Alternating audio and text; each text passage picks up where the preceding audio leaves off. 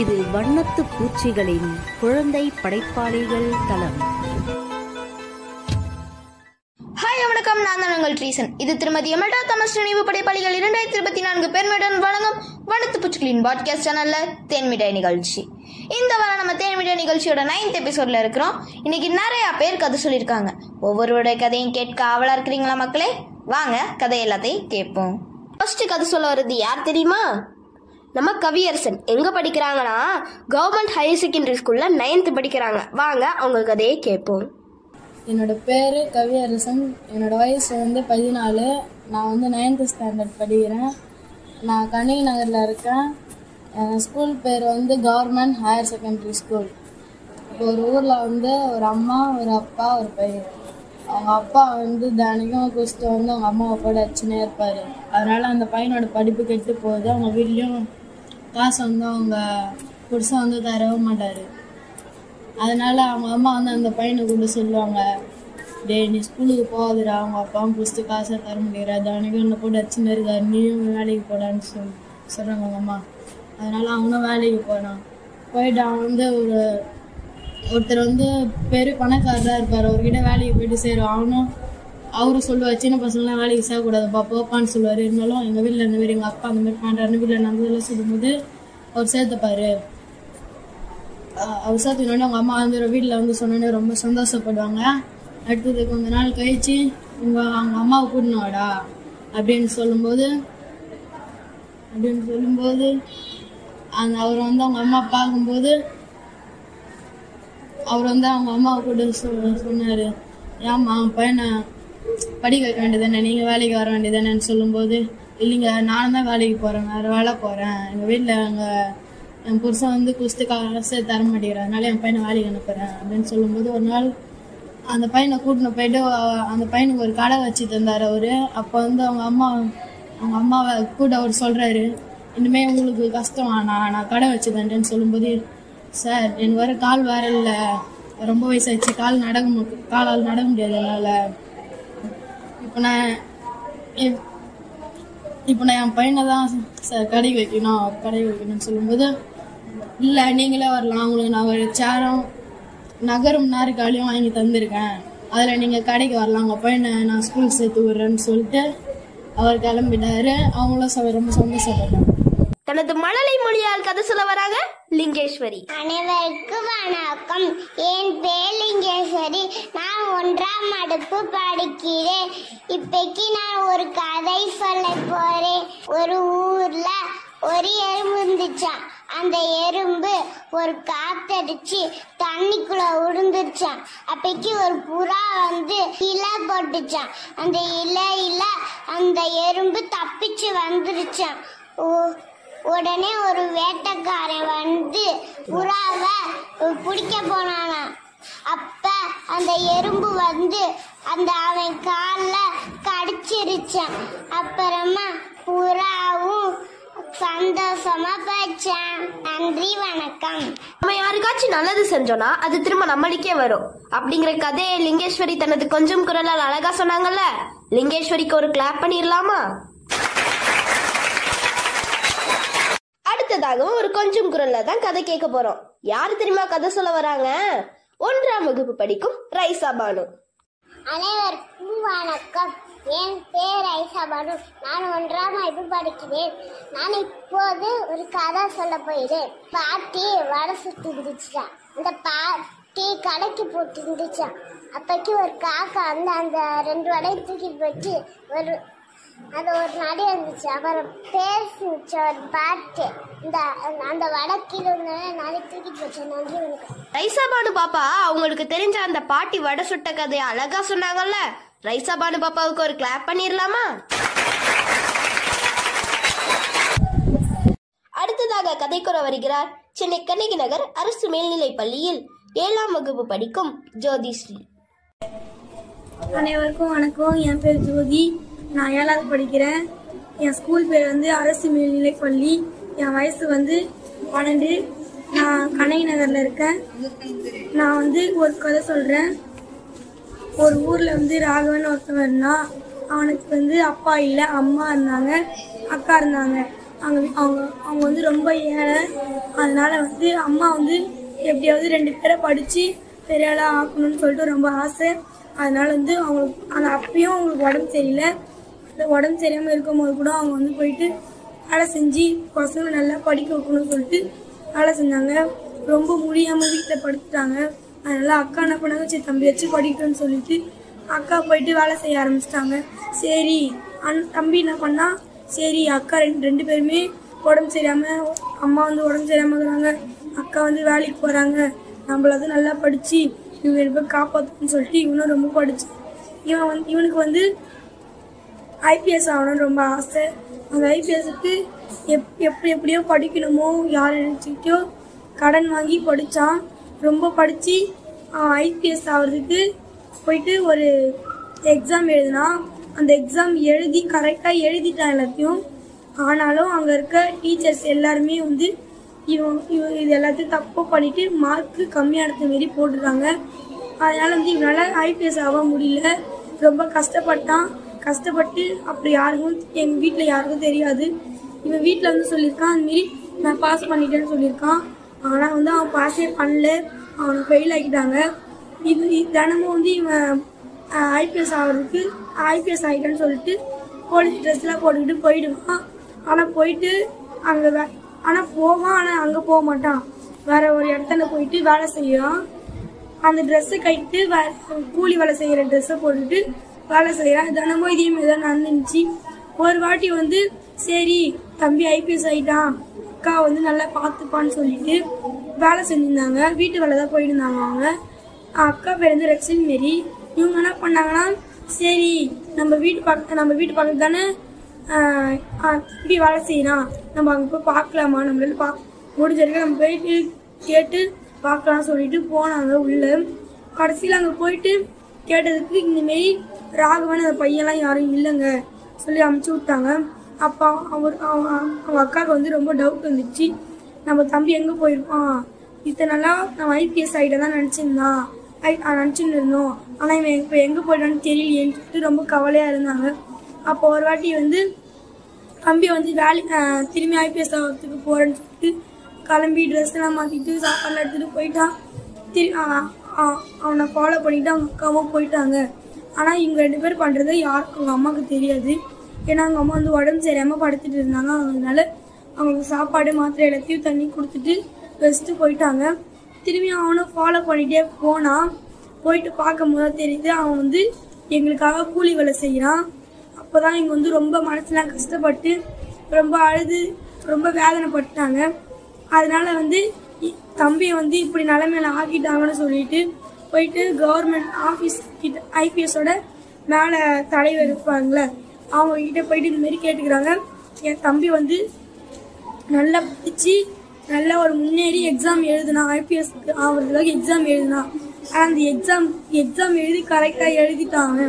இருந்தாலும் என் தம்பியை பாஸ் பண்ண விடாமல் இந்தமாரி ஆக்கிட்டாங்களே, இந்தமாரிலாம் பண்ணலாமா, ஐபிஎஸ் ஆகிறதுக்கு படித்து நல்லா முன்னேறதுக்கு தானே படிக்க சொல்லியிருக்கீங்க, ஆனால் படிப்புக்கு இந்தமாரி டீச்சர்லாம் இப்படி பண்ணலாமான்னு சொல்லிட்டு ரொம்ப ரொம்ப திட்டாங்க. அதனால வந்து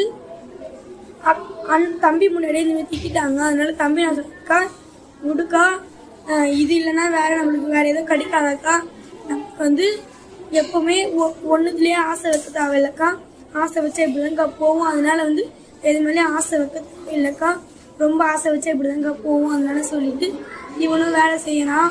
ரெண்டு பேருமே வேலை செஞ்சு ஒரு சின்ன வீடு கட்டிட்டாங்க.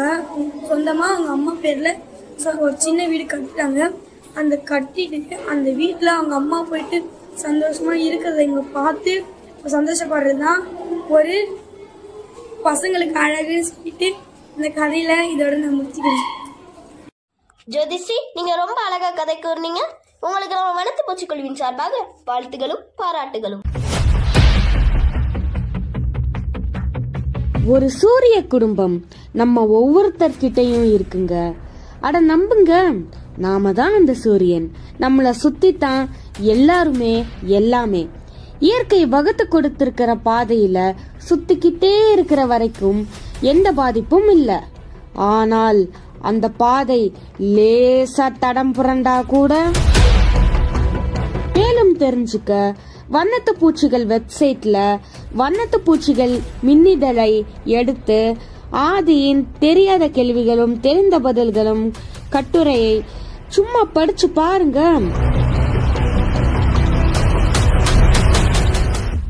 மக்களே, நீங்கள் கேட்டுக்கொண்டிருப்பது திருமதி எமல்டா தாமஸ் நினைவு படைப்பாளிகள் 2024 பெருமையுடன் வழங்கும் வனத்து பூச்சிகளின் பாட்காஸ்ட் சேனல்ல தேன்மிட்டாய் நிகழ்ச்சி. அடுத்ததாக மீனும் மீனவனும் என்ற கதையை கூற வருகிறார் சென்னை 97 கண்ணகி நகரில் அரசு மேல்நிலைப் பள்ளியில் 7ஆம் வகுப்பு ஆ பிரிவில் படிக்கும் நம்ம அர்ஜுன். நம்ம அர்ஜுனோட கதையை கேட்க ஆவலா இருக்கிறீங்களா மக்களே? வாங்க அர்ஜுனோட கதையை கேட்போம். என் பெயர் கே. அர்ஜுன். நான் 7ஆம் வகுப்பு ஆ பிரிவில் படிக்கின்றேன். என் பள்ளியின் பெயர் அரசு மேல்நிலைப் பள்ளி கண்ணகி நகர் சென்னை 97. நான் சொல்லும் கதை பெயர் மீனும் மீனவனும். ஒரு ஊரில் ஒரு ஆறு இருந்துச்சான். அந்த ஆற்றுல 3 மீன் இருந்துச்சான். 3 மீனில் ஃபஸ்ட்டு மீன் ரொம்ப புத்திசாலியான மீன். அது எப்படின்னா, நம்மளுக்கு அதுக்கு ஆபத்து வருதுன்னு தெரிஞ்சுன்னா அது முன்னாடியே எப்படி தப்பிக்கலான்னு யோசிக்கணுமா. 2வது மீன் அந்த ஆபத்து வந்தால் அப்போ எப்படி தப்பிக்கிறதுன்னு யோசிக்கணுமா. 3வது மீன் சரியான சோம்பேறியா, அது ஆபத்து வந்தால் பார்த்துக்கலாம் அந்த மாதிரி ஒரு இதில் இருக்குமா.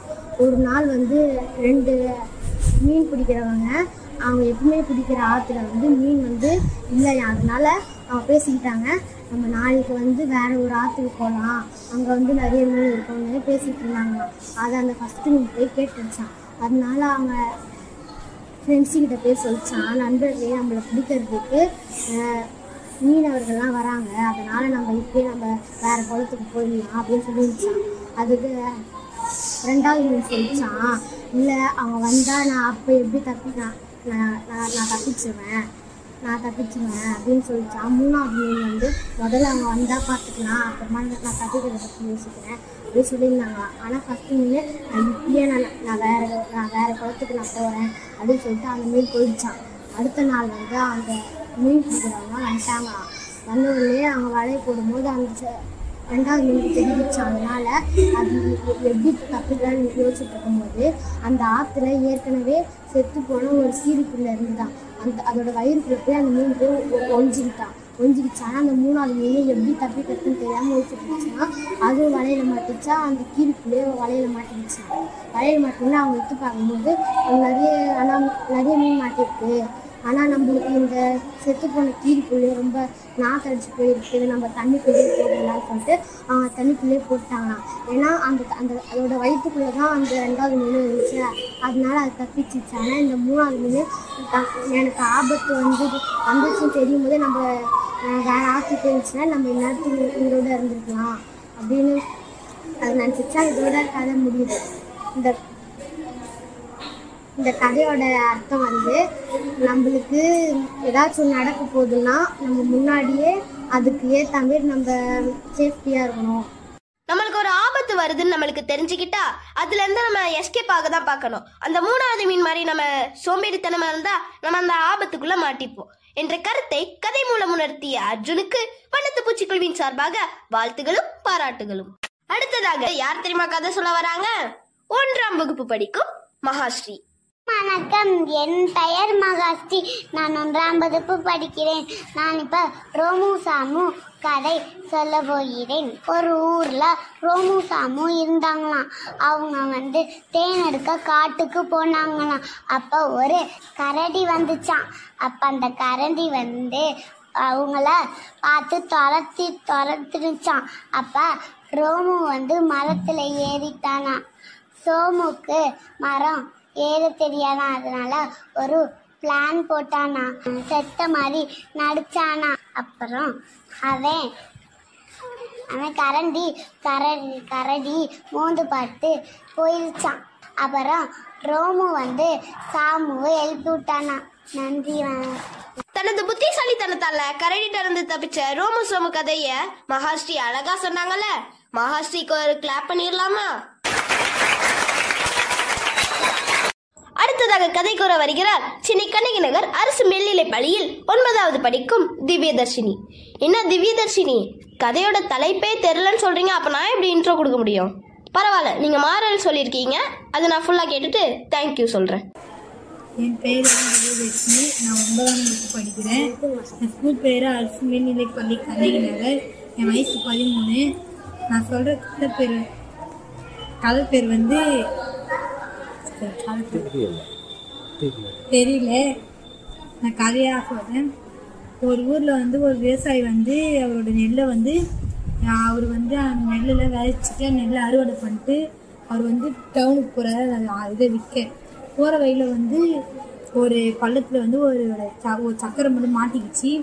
அது மாட்டோன்னே அவருக்கு என்ன பண்ணுறது தெரியல. எல்லாரையும் கூப்பிட்டு பார்க்காது. யாரும் வந்து பார்த்துட்டு என்னால் முடியாது சொல்லிட்டு போகிறாரு. நாட்டுக்கு என்ன பண்ண தெரியாமல் கடலுக்கு இருந்தார். கடவுளே எனக்கு எப்படின்னா இந்த நெல்லை எப்படின்னா டவுனுக்கு எடுத்துன்னு போயினேன். எனக்கு டைம் ஆகிடுச்சு. அவங்க டைமு நான் இதை எடுத்துன்னு போனால் தான் எனக்கு சாப்பாடு சொல்லிவேன்றாராம். கொஞ்சம் அதில் பார்க்குறா. திரும்ப வந்து பார்த்துட்டு என்னால் முடியாது சொல்லிட்டு அவரும் போயிடுறாராம். அப்புறம் அவரும் அன்றைக்கி நான் கட்டி பார்க்குறேன், என்னால் முடிதானே, அடுத்து நான் அடுத்தவங்க பார்க்கலாம் சொல்லிட்டு அவர் தள்ளுறான்னா நான் நவுந்துச்சான். அப்போ ஓடுதான். அதுக்கு அவர் இதோட மாடல் என்னன்னா நம்ம இப்போ நம்ம ஏதாவது கஷ்டம் அதை நம்ம முயற்சி பண்ணி பார்க்கணும். நம்மளால முடினாதான் நம்ம அடுத்த போகணும். நம்ம முயற்சி பண்ணாமல் போனால் அது அப்படி. பரவாயில்ல திவ்யதர்ஷினி, உங்களுக்கு தலைப்பு தரலனாலும் மாறல் நல்லா சொல்லியிருக்கீங்க. நம்மளுக்கு கஷ்டம் வருதுன்னா அதை நம்ம தீர்க்க பார்த்துட்டு தான் மற்றவங்கள்ட்ட கேட்கணும் என்ற கருத்தை நீங்கள் சொன்னனால நம்ம வனத்து பூச்சிக்குழுவின் சார்பாக வாழ்த்துகளும் பாராட்டுகளும். அடுத்ததாக கதை சொல்ல வராங்க 7ஆம் வகுப்பு படிக்கும் ஜெயஸ்ரீ. என்ன கதை தெரியுமா? மயில் அண்ணங்களும் மனித தங்கச்சியும். அவங்க கதையை கேட்போமா? அனைவருக்கும் வணக்கம் குழந்தைகளை. என் பெயர் மு ஜெயஸ்ரீ. நான் 7ஆம் வகுப்பு படிக்கிறேன். நான் இப்போ உங்கள்கிட்ட ஒரு குட்டி கதை சொல்ல வந்திருக்கேன். அந்த கதையோட தலைப்பு மயில் அண்ணன்களும் மனித தங்கச்சியும் என்ற தலைப்புல கதை சொல்ல வந்திருக்கேன். ஒரு அழகான கிராமம். அந்த கிராமத்துல ஒரு கணவன் மனைவி இருவரும் வாழ்ந்து வந்தாங்க. அந்த மனைவி கர்ப்பமா இருந்தாங்க. மனைவி கணவர்கிட்ட சொன்னாங்க, என்னங்க நான் காட்டுக்கு போயிட்டு விறகு வெட்டிட்டு வரேன் அப்படின்னு சொன்னாங்க. அதுக்கு கணவர் சொன்னாரு, சரி போய் விறகு வெட்டிட்டு வா, உனக்கு காட்டுல குழந்தை பிறந்துச்சுன்னா ஆண் குழந்தையா இருந்தா தூக்கிட்டு வா, பெண் குழந்தையா இருந்தா இங்கேயே விட்டுட்டு வந்துரு அப்படின்னு சொன்னாங்க. அதுக்கு மனைவி சரி அப்படின்னு சொல்லிட்டு போனாங்க. போயிட்டு காட்டுல விறகு வெட்டிக்கிட்டு இருக்கப்ப அவங்களுக்கு குழந்தை பிறந்துருச்சு. என்ன குழந்தைன்னு பார்த்தா அது பெண் குழந்தையா இருந்துச்சு. அப்பதான் அவங்க கணவர் சொன்னது ஞாபகம் வந்துச்சு. சரின்ட்டு அந்த பெண் குழந்தைய அங்கேயே விட்டுட்டு வந்துட்டாங்க. அந்த காட்டுல 7 மயில் அண்ணன் தம்பிக வாழ்ந்து வந்துகிட்டு இருந்தாங்க. அந்த 7 மயில் அண்ணன் தம்பிகளும் ஜாலியா விளாண்டுக்கிட்டு இருக்கப்ப ஒரு குட்டி குழந்தை சத்தம் கேட்டுச்சு. அது தம்பி சொன்னா, அண்ணே வாங்க, நம்ம போய் என்னமோ குழந்தை சத்தம் கேட்குது, வாங்க போய் பார்த்துட்டு வரலாம் அப்படின்னு சொன்னான். அதுக்கு அந்த அண்ணன் சொன்னாங்க, நம்மலாம் போகக்கூடாது, போனால் நம்ம வந்து வேட்டைக்காரை வந்து நம்மளுக்கு வலை விரிச்சு வச்சிருக்கனால ஏதாச்சும் மைக்கில் இது மாதிரி பண்ணி வச்சிருப்பான், நம்மலாம் போனால் நம்ம மாட்டிக்குவோம், போகக்கூடாது அப்படின்னு சொன்னாங்க. சரின்ட்டு விட்டு வேலையெல்லாம் பார்த்துக்கிட்டு இருந்தாங்க. மறுபடியும் கொஞ்சம் நேரம் பார்த்தா மறுபடியும் கொஞ்சம் நேரம் கழிச்சு குழந்தை சவுண்டு கேட்டுச்சு. நான் மறுபடியும் அந்த தம்பி அப்படி தான் சொன்னான், அண்ணனே வாங்கினே போயிட்டு பார்த்துட்டு வரலாம் என்னன்ட்டு குழந்தை சவுண்டு கேட்குது அப்படின்னு சொன்னனால சரி அப்படின்னு சொல்லிட்டு 7 மயிலண்ணன் தம்பிகளும் போய் பார்த்தா அங்கே அந்த ஒரு பெண் குழந்தை அழுதுகிட்டு இருந்துச்சு. அந்த 7 மயிலண்ணன்களும் அன்னையிலேருந்து அந்த குழந்தைய வளர்த்துக்கிட்டு இருந்தாங்க. வளர்த்துக்கிட்டு இருந்தப்ப அந்த குழந்தையும் நல்லா பெரிய ஆளாக வளர்ந்து வந்துருச்சு. தினைக்கும் அந்த பெண் குழந்தை தான் அந்த மயிலண்ணன்களுக்கு சாப்பாடு சமைச்சு போடுறது எல்லாமே பார்த்துக்கிட்டு இருந்துச்சு. அந்த குழந்தைக்கு அந்த மயிலண்ணன்கள் 10 விரலையும் 10 மோதிரம் போடணும்னு யோசிச்சுக்கிட்டு இருந்தாங்க. ஒவ்வொரு வாரமாக சம்பாதிச்சு வந்து போய் கடையில் போய் மோதிரம் வாங்கிட்டு வந்து போட்டுக்கிட்டு இருந்தாங்க. 8 விரலில் போட்டாங்க, இன்னும் 2 விரலில் மட்டும் போடல. தங்கச்சிக்கிட்ட சொன்னாங்க, மாமா நாங்கள் போய் உனக்கு 2 மோதிரம் வாங்கிட்டு வந்துடுறோம், நீ வீட்டில் இரு, நாங்கள் மட்டும் வந்து கதவு தட்டினா மட்டும் தரேன், மற்ற யாரும் வந்து கதவு தட்டினா திறக்காத அப்படின்னு சொல்லிட்டு போனாங்க. அதுக்கப்புறம் மறுபடியும் சொன்னாங்க, பூனைக்கு வந்து பழைய சொத்தை போடு, காக்காவுக்கு வந்து சுடு சொத்தை போடு அப்படின்னு சொன்னாங்க. அந்த தங்கச்சியும் சரி அப்படின்னு சரிண்ணே அப்படின்னு சொல்லிட்டு வீட்டில் இருந்துச்சு. அவங்கெல்லாம் போயிட்டாங்க அந்த 7 அண்ணன்களும். அதுக்கப்புறம் கொஞ்சம் நேரம் கழிச்சு பார்த்தா சாப்பாடு போடலான்ட்டு பூனைக்கு பழைய சொத்தை போடுறதுக்கு பதிலாக சுடு சொத்தை போட்டுருச்சு, காக்காவுக்கு சுடு சொத்தை போடுறதுக்கு பதிலாக பழைய சொத்தை போட்டுருச்சு. மறந்துட்டு தெரியாம அந்த சொத்தை போட்டுருச்சு. அதனால சமைக்கலான்ட்டு விறகு பற்ற வைக்க தீப்பெட்டியை பார்த்தா தீக்குச்சி அதில் ஒன்று மட்டும்தான் இருந்துச்சு. அதையும் கொளுத்தலான்னு பார்த்தா அந்த பூனையும் காக்காவும் வந்து பிளான் பண்ணி இந்த மாற்றி சாப்பாடு போட்டாங்க அப்படிங்கிற கோவத்தில் வந்து பூனை வந்து அந்த தீப்பெட்டியில் ரீசஸ் போயிடுச்சு. அதனால அது ஈரமாயிடுச்சு. அதுக்கப்புறம் வந்து காட்டில் சுற்றி முற்றி பார்த்தா ஏதாச்சும் வீடு இருக்கா தீப்பெட்டி வாங்க அப்படின்ட்டு சுற்றி முற்றி பார்த்தா ஒரு வீடும் இல்லை. அதுக்கப்புறம் ரொம்ப தூரம் போயிட்டே இருந்தப்ப நடு காட்டில் ஒரு வீடு மட்டும் தனியாக இருந்துச்சு. அங்கே போயிட்டு அக்கா யாராச்சும் இருக்கீங்களா அப்படின்னு அந்த பொண்ணு கேட்டுச்சு. அதுக்குள்ளேருந்து ஒரு பாட்டி வந்தாங்க. என்னம்மா உனக்கு வேணும் அப்படின்னு சொன்னாங்க. எனக்கு வந்து தீப்பெட்டி இருந்தால் கொடுங்க, நான் காட்டுக்குள்ளே ரொம்ப தூரத்துலேருந்து வாரேன், தீப்பெட்டி தீந்துருச்சு, தீப்பெட்டி இருந்தால் கொடுங்க அப்படின்னு சொன்னோன்னே இருமா நான் போய் எடுத்துகிட்டு வரேன் அப்படின்னு சொல்லிட்டு தீப்பெட்டியும் ஒரு கிண்ணத்தில் வந்து கடலையும் எடுத்துகிட்டு வந்துச்சு. ஏன் அந்த தீப்பெட்டியை கொடுத்துட்டு ஏங்க பாட்டி இந்த கடலை அப்படின்னு சொன்னதுக்கு, நீ போகிறப்ப உங்கள் வீட்டுக்கு போகிறப்ப ஒரு கடலை வாயிலையும் ஒரு கடலை கீழையும் அப்படியே சாப்பிட்டுக்கிட்டே போட்டு போ அப்படின்னு சொல்லிச்சு. சரின்ட்டு இந்த பொண்ணும் அதே மாதிரி போணுச்சு. அந்த பாட்டி வீட்டுக்கு வந்து அதுக்கப்புறம் வந்து அவங்க மகன் வந்தான். எம்மா அவன் வந்து ஒரு பொணந்தினி. அவங்க அம்மா கிட்ட கேட்டான், அம்மா என்னம்மா ஒரு அழகான பொண்ணு வாசம் வருது, ஏதாச்சும் பொண்ணு இது வந்துட்டு போணுச்சா அப்படின்னு அவன் கேட்டான். அதுக்கு அவங்க அம்மா சொன்னாங்க, ஆமாடா நீ முன்னே இருந்திருந்தா நீ அந்த பொண்ணை சாப்பிட்டு இருந்திருக்கலாம், அந்த பொண்ணு இப்போதான் வந்துட்டு போணுச்சு, நீ கீழே பார்த்துட்டு போ, கடலையா கீழே கொட்டி கிடக்கும், அந்த வழியிலே போனோன்னா ஒரு வீடு இருக்கும், அந்த வீட்டுக்குள்ளே தான் அந்த பொண்ணு இருக்கும், போய் சாப்பிட்றா அப்படின்னு அவங்க அம்மா சொன்னாங்க. அதுக்கு அவனும் சரிம்மா அப்படின்னு சொல்லிட்டு அந்த கடலை அந்த கடலை கொட்டி கிடக்கிற பாதையிலேயே போனான். போயின்னா அங்கே ஒரு சின்ன வீடு குடிசை மாதிரி இருந்துச்சு. அங்கே போயிட்டு கதவை தட்டினா அந்த பொண்ணு அவங்க அண்ணன் சொன்னதை நினச்சிக்கிட்டு கதவே திறக்கலை. அதுக்கப்புறம் இன்னொன்று தாட்டி கதவை தட்டினா இன்னொன்று தாட்டி திறக்கவே இல்லை. அதுக்கப்புறம் மயில் மாதிரி அவனும் சொல்லிக்கிட்டு கதவை தட்டினான். நம்ம அண்ணன் தான் வந்திருக்காங்க அப்படின்னு நினச்சிக்கிட்டு அந்த பொண்ணும் கதவை திறந்து பார்த்தா வேற ஆளாக இருந்துச்சு. அதுக்கப்புறம் போயிட்டு அந்த வீட்டுக்குள்ளே போயிட்டு இந்த பொண்ணை அப்படியே கடிச்சு சாப்பிட்டு வந்துட்டான். அதுக்கப்புறம் அந்த 7 மயிலண்ணன்களும் மோதிரம் வாங்கிட்டு வந்த பிறகு தங்கச்சின்னு கூப்பிட்டாங்க. ஆளே காணோம், சத்தத்தே காணோம். அதனால பயந்துக்கிட்டு வீட்டுக்குள்ளே போய் பார்த்தா எலும்பா கிடந்துச்சு. அதுக்கப்புறம் இவங்கெல்லாம் அழுது அந்த எலும்பெல்லாம் கொண்டு போய் புதைச்சி அப்படியே பண்ணிட்டாங்க. நன்றி, வணக்கம். ஜெயஸ்ரீ, இது குட்டி கதை இல்லை, பெரிய கதை.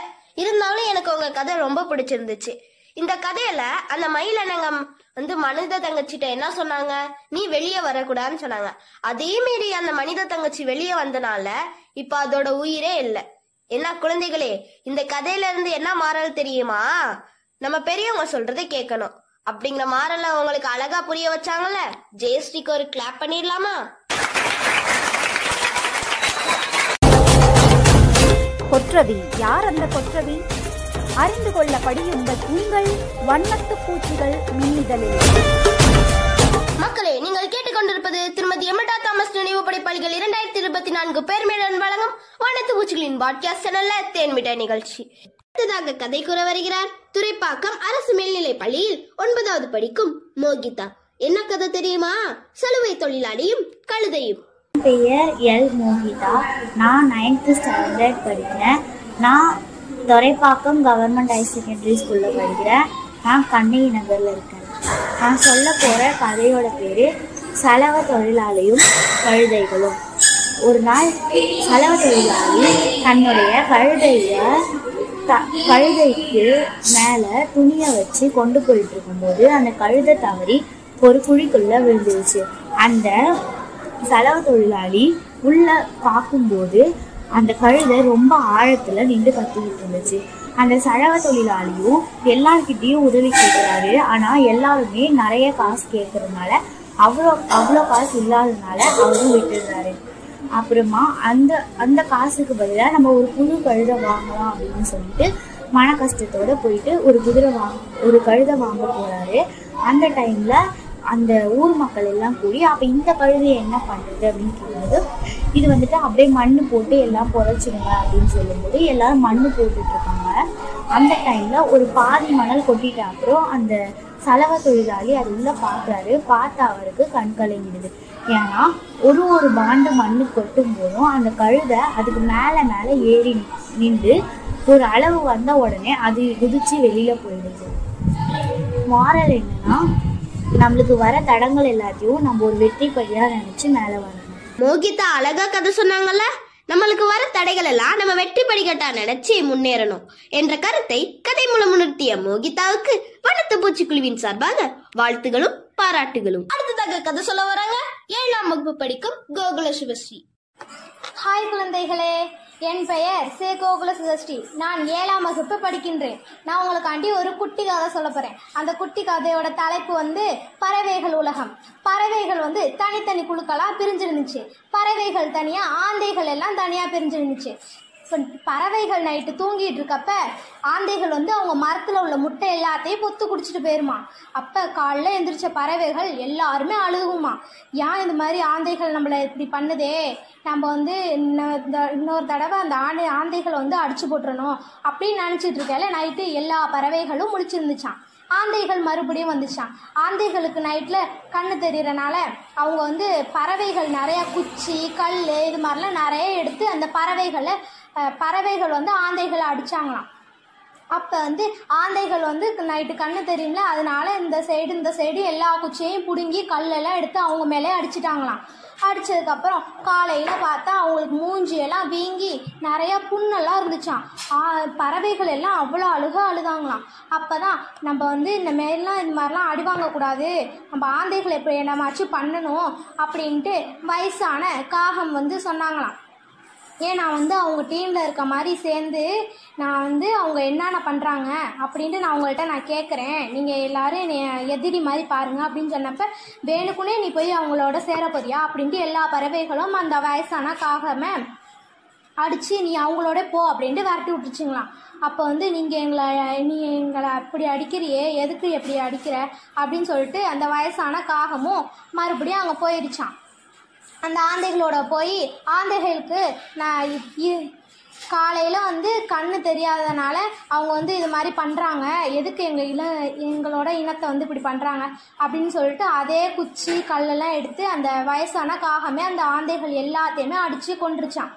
அப்புறம் மறு காலையில் அந்த பறவைகள்கிட்ட வந்து நைட்டு வந்து ஆந்தைகள் வந்து உங்களை தொல்லை பண்ணிச்சா அப்படின்னு கேட்டப்ப இல்லை, எந்த ஆந்தைகளுமே வரலையே, எப்படி ஒரு நாள் அது முடிஞ்சிச்சு அப்படின்னு கேட்டப்ப நான் தான் அப்போயே உங்கள்கிட்ட இது சொன்னேன்ல, நீங்கள் தான் எல்லாருமே இதை என்னை புரிஞ்சுக்காம இந்த மாதிரி வந்து என்னை அடிச்சிங்க, இனிமேல் அந்த ஆந்தைகள் வந்து உங்களுக்கு தொந்தரவு பண்ணாது, இனிமேல் நம்மெல்லாம் நல்லா மகிழ்ச்சியாக இருக்கலாம், எல்லா முட்டைகளும் நம்மளை பாதுகாப்பாக இருக்கலாம் அப்படின்னு சொல்லி எல்லாருமே ஒன்றா இருந்தாங்களாம். நன்றி, வணக்கம். பறவைகள் உலகங்கிற தலைப்புல கோகுல சிவஸ்ரீ அழகா கதை சொன்னாங்கல்ல. கோகுல சிவஸ்ரீக்கு ஒரு கிளாப் பண்ணலாமா?